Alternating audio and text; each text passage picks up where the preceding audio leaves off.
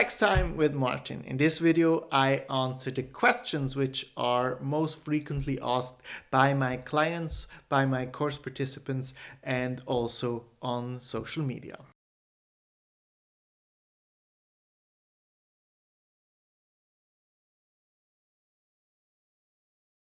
Swiss citizens and foreigners with a C permit pay their taxes directly to the tax authorities. This is not the case for foreigners with another residence permit, such as a B or an L permit. They are subject to withholding tax. This means that the tax withheld direct at source, meaning that it is deducted directly from the salary. Individuals subject to withholding tax with a gross salary of more than 120,000 Swiss francs per year must also submit a tax return. This is a so-called subsequent tax assessment.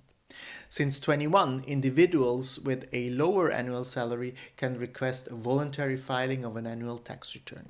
But be aware, filing a voluntary tax return is not always beneficial. And if you decide to file a voluntary tax return once, it becomes mandatory for the following years. So what is the difference between withholding tax and the annual tax return?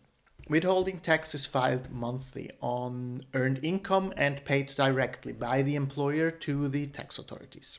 The tax rates for withholding tax are based on the average tax liability of the canton in which the employee lives. The annual tax return, on the other hand, is based on the worldwide annual income and the worldwide wealth at the end of the year. The tax rate is calculated based on the cantonal tax tariff.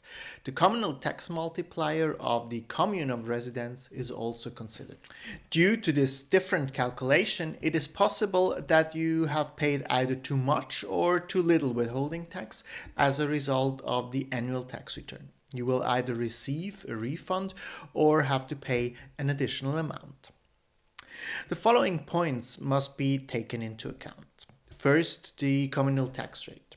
For example, if someone lives in the city of Zurich and cannot claim any additional deductions, the taxpayer tends to fare better with the withholding tax. The tax rate of the city of Zurich is higher than the average tax rate of the canton of Zurich. An annual tax return, without any additional deductions, will result in an outstanding tax liability.